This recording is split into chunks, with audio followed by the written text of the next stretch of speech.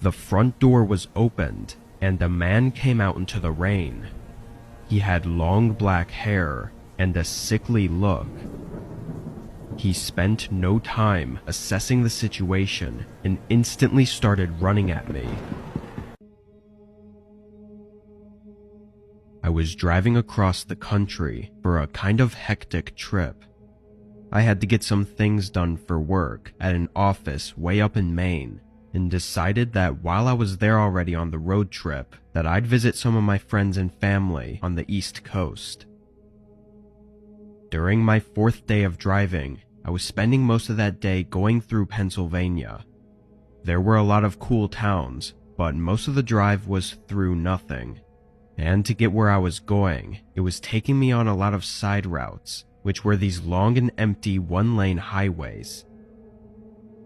As it was getting late, rain started coming down, and my fuel was running low. I hadn't passed any gas stations in a while, so I figured there had to be one soon. But again, this road wasn't really going through any towns. I continued through the rain for another 30 minutes, and barely through the fog, I saw a sign for a gas station, and a couple moments later, it showed up ahead of me.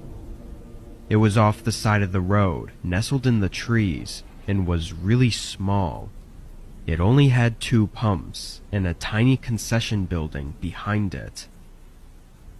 Having no other choice, I pulled in and parked, getting out and opening up my gas tank. When I pulled the pump off and tried to insert my card though, it didn't work. I wiped the dusty screen and tried to see what it was saying, but it didn't say anything.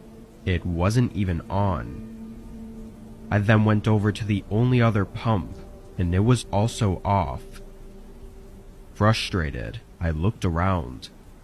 With it raining and being well past sunset, it was really hard to make anything out. Sure, the place looked old and outdated, but so did a lot of other gas stations. After a closer look though, I noticed a small light inside the concession building. Hoping it was a worker that could help me, I stepped out from under the overhang covering the pumps and ran up to the door. Moisture was covering the entire glass door, so I couldn't see inside. All I could see was the light reflecting through the glass. I grabbed the handle and it screeched open. When I stepped inside, I immediately knew something was wrong. The store shelves were empty, and some even knocked over, and the place just looked like it was destroyed. The light was coming from somewhere in the back though, and was now clearly some sort of lamp or something. Definitely not a regular store light. I was only in there for a few seconds, and after seeing all of that, I quickly stepped back outside. I didn't know what was going on in there, but I knew it couldn't be anything good, and definitely not helpful for my situation. As I backed out of the store and into the rain, I turned around toward my car, but a person was standing next to it. They were completely drenched in water and were just looking around my car and into the windows. "Hey, what are you doing?" I yelled as I quickly made my way up to them. They shot a look at me, then moved their eyes behind me. I turned back to look at the building. The front door was opened, and a man came out into the rain. He had long black hair and a sickly look. He spent no time assessing the situation and instantly started running at me. The other person by my car just backed away as I got inside, but the man running didn't slow down. He came right up to my door and tried opening it, and as I pulled away, a loud metallic scrape vibrated through the car. I sped out of there and back onto the road, making it another half hour before my car ran out of gas. Luckily, I had cell service in the area and was able to get help. While I waited though, I looked at the outside of my car and saw a huge line going across the door. It looked like the man had run a knife along it when I drove away.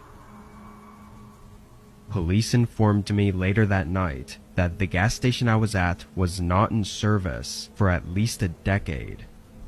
Other than that, though, nothing else came of it. And what would have happened if I didn't get out in time is left to nothing but theories. This was about 10 months ago now. I was spending a few days with my best friend from college in his hometown. I'll call him Chris for privacy. It was a really small town from what I was used to, but Chris was showing me around and we went to the bars and just hung out and had a good time. On my last night there, he mentioned a place he'd been wanting to explore for a while, but hadn't had anyone to go with. It was some abandoned house or town he knew of, a few miles out in the woods. We used to go exploring and backpacking all the time in college, so it sounded like a pretty cool idea. Only 30 minutes after hearing about it, we were already trekking through a path in the woods. We still had some sunlight left, but we brought headlamps just in case. About 20 minutes of walking, the trail ended and we had to follow a very faint footpath through the trees. It went on for another hour before we made it. We could see a house out in the distance, and as we got closer, we could see several more behind it. It wasn't what either of us expected, though. The houses didn't really look that old. They looked weathered and heavily damaged, but had modern siding and stuff like that made them look kind of like any other house. There was even a tiny gravel road leading from each of the homes. It looked like maybe they were trying to build a community and something went wrong, causing them to abandon it. Other people had been there before us, though, evident by the graffiti on the sides of the houses. Chris and I went up to the first house, looking through the open doorway. There were weeds growing through the floorboards, but it was otherwise empty. Before we stepped in, though, a loud slamming sound echoed through the woods. Both of us jumped and stared down the gravel road that we thought it came from. After that sound, though, it was quiet. We had no idea what it was, but after seeing nothing, we went inside the house. There wasn't too much to look at, but what made it so interesting was trying to figure out why anyone would abandon it.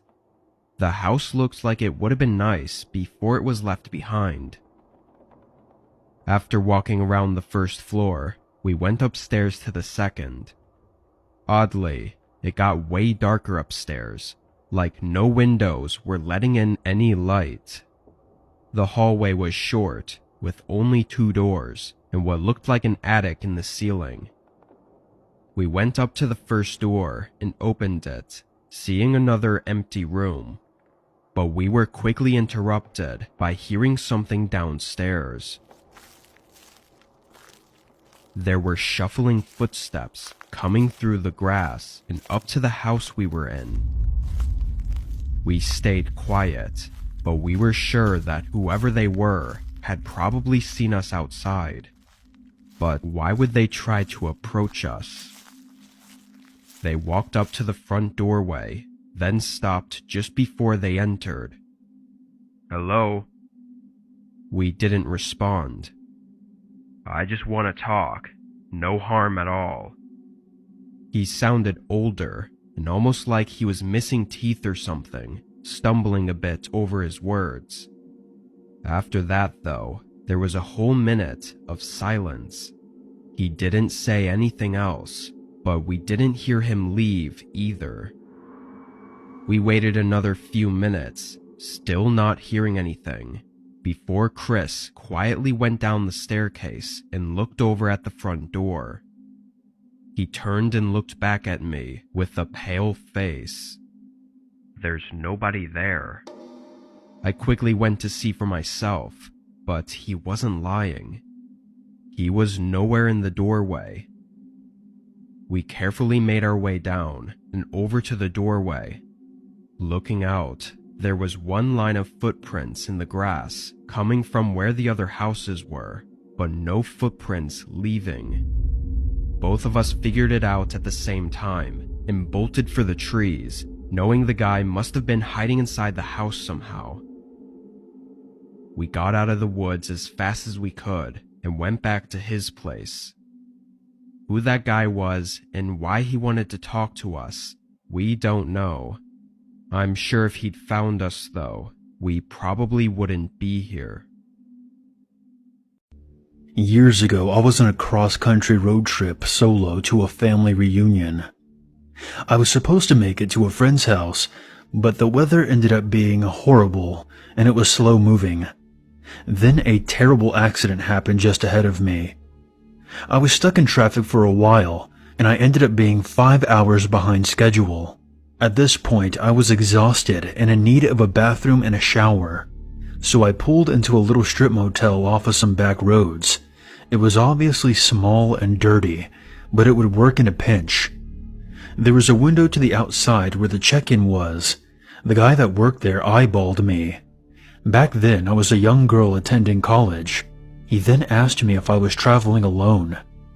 When I went to hand him my ID and credit card, he insisted on cash only.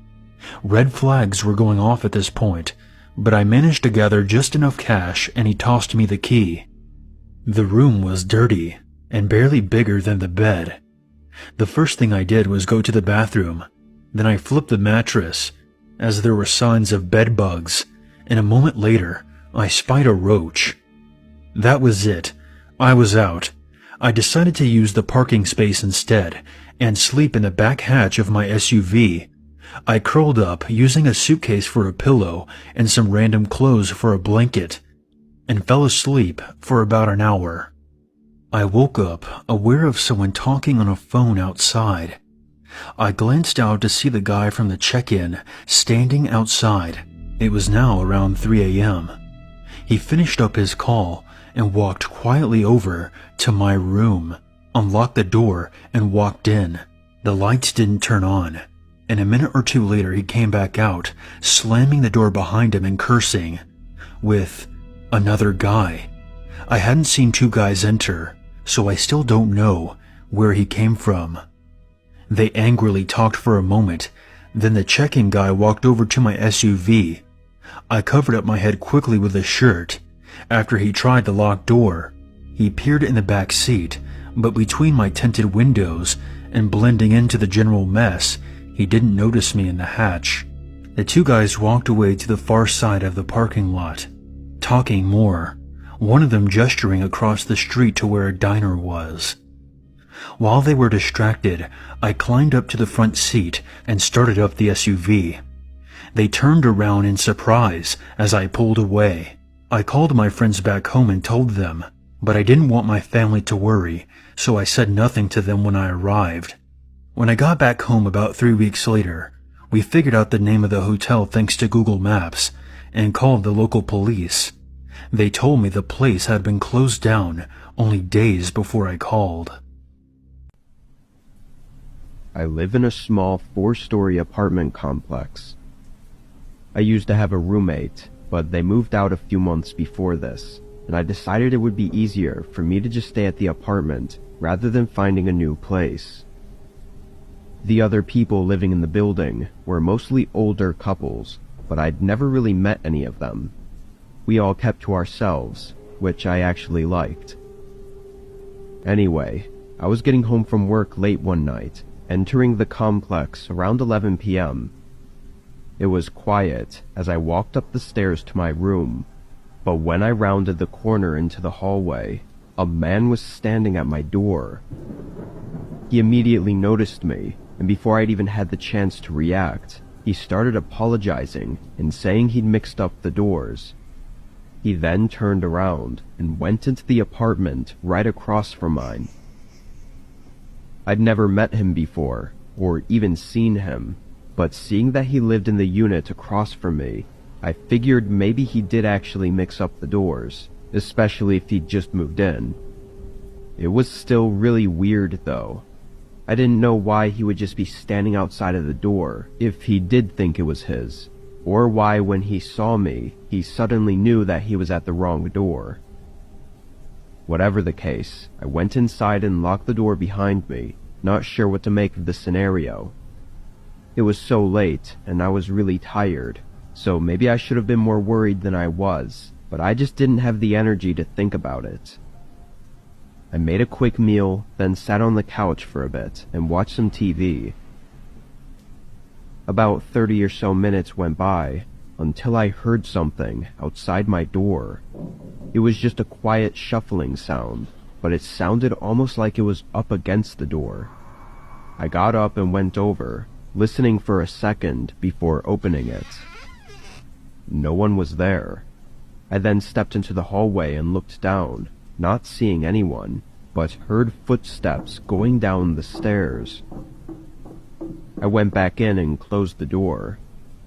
Maybe I was overthinking it now, but I started thinking that the man could have leaned against my door to listen into my apartment. It would explain the shuffling sound I heard, and how they knew to leave as soon as I started walking up. Again, I could have just been imagining the worst case scenario, but I was definitely more shaken for the rest of the night. I didn't get in bed until 1 a.m., but I fell asleep soon after. Nothing else that I know of happened that night, or in the morning. I went to work, and again got back to the apartment around 11. Walking in, I was a bit more cautious than the night before. I walked up the stairs and looked down the hallway, but no one was at the door. Still, for some reason, I got a strange feeling seeing the hallway empty, and I didn't know why. I quickly went inside and locked the door behind me, only to turn around and be face to face with the man from last night. He was standing in the doorway to my bedroom and immediately started telling me to be quiet and do as he says, trying to direct me into the living room. I took my chances, turning back around and trying to get the door open, but the man grabbed my arm and started to pull me back just when I got it open. I yelled as loud as I could as he tried covering my mouth, but being unsuccessful, he let me go. As I ran down the stairs, I heard him leaving as well. I went straight to my car, driving away and calling the police. When they got there, the man was gone. Of course, I told them that he lived in the room across from mine, but it turned out to be a vacant unit. The man, whoever he was, didn't even live in the building. I don't know how he got into the building, or into both mine and the vacant room, but clearly he had access that he shouldn't have. What he wanted to do by breaking into my apartment and waiting for me is something I hope to never find out firsthand. With him still being out there, though, all I can do is pray he wasn't targeting me in particular. When I was 13, I had a babysitter that would come once a week, as my mom would work late every Saturday night. I always thought I was too old to have a babysitter still, and hated having to have someone watch over me all the time. The main person my mom would have over was a 20-year-old guy, Thomas, that was the son of one of my mom's work friends. This guy was really weird, and I didn't like him at all. He didn't talk much and just acted really awkward and strange, but whenever he interacted with my mom, he would act extra nice and talkative. I would bring it up with her, but she'd always say I was just trying to get rid of him so I could be alone. Anyways, it was a normal Saturday night, and Thomas had just arrived, a little late as usual. My mom talked with him for a little bit and then headed to work. I walked over to the couch and turned on my Xbox to play some video games just to pass the time. I'd usually go to bed at 10, so I'd have to spend 4 or 5 hours with Thomas. Most of the time, I'd find something to do alone, because he'd never really talk to me and would just hang out in the kitchen or in our loft area. And today was no different. He stayed in the kitchen for a little bit, and after a few minutes, I heard him talking to someone. I tried to listen as best I could, but I couldn't make out what he was saying. The kitchen was right behind the living room that I was in, but he was talking really quietly. He went on for a few minutes, and then the talking stopped, followed by him coming into the living room and standing next to the couch. I looked up at him and saw he was holding his phone. Thomas said someone was going to come over, just for a second, and not to worry. I didn't really know how to respond other than to just say, okay. It was pretty weird though, and I knew it was definitely not something any babysitter should do, but I also knew that there was nothing I could really do about it. The next 20 minutes were really awkward, as he didn't take out his phone or anything. He just sat there on the couch with me, looking around and not saying anything. He would rarely ever be in the same room as me, so this was pretty out of the ordinary. Our living room was right by the front door though, so I guess he was just waiting for the person to get here. Eventually, a car pulled into the driveway and a man came knocking at the door. Thomas shot up and went over to the door, then stood right in front of it for a moment before turning to me and telling me that he'd be back in just a minute. Then he opened the door and walked outside and shut the door behind him. This whole situation had me curious as to what was going on with him. The blinds on the windows were cracked open just enough for me to see the two of their shadows as they moved around in the driveway. I could tell that the man handed Thomas a large bag and then got in his car and drove away. A few seconds later, I heard the lid of the garbage can outside slam shut, followed by Thomas coming back inside through the front door. The whole interaction seemed odd, and I couldn't help myself from asking him what it was all about. Thomas replied, telling me that it was just his friend and that he left his wallet at his friend's house last night, so he was just dropping it off. I could tell there was something wrong with the way he answered, and it didn't explain the large bag I saw him holding, but I didn't want to question him any further, so I just said okay and went back to playing my game. But things got a lot more strange as the night progressed. During the next hour, I could hear Thomas having multiple phone calls with someone in the kitchen, and at one point, he went into the far loft area where I could hear him raising his voice. Still though, I couldn't make any sense of what he was saying. After maybe the 5th or 6th call, the same car from earlier pulled into the driveway again, and Thomas immediately ran outside without saying anything. I could tell from their body language and the way that they were moving around that they were clearly arguing about something. Then Thomas left for 30 seconds, and then came back with the bag from earlier. The man took it and put it in his back seat, then drove off in a hurry. Thomas came back inside, and I could see the frustration on his face. He went over to the kitchen and didn't come back until 10, when he told me I had to go to bed. I got ready and laid in bed while Thomas stayed downstairs. He would usually stay until my mom got home at 12, but just a few minutes later I heard the front door open and close. I waited for 10 minutes, then got up and went downstairs to see if he was still there, but sure enough, he had left. I looked out the window and his car was gone too. I stayed up in bed for a few hours to wait for my mom to get home, and then told her everything that had happened. She seemed to believe me this time, as she also thought it was strange and really unprofessional to leave the house before she came home. The next day, she tried calling him, but he didn't answer. Eventually, though, she got a hold of her friend, who was Thomas's mom, and asked what happened, and she said that Thomas came home feeling sick. We both knew that was a lie and didn't make much sense, as he could have just called her and told her he wasn't feeling well. Anyways, it's been almost 10 years since all that happened, and I still find myself thinking about how weird that night was. I always wonder what the two were arguing about, why he left, and what was in the bag.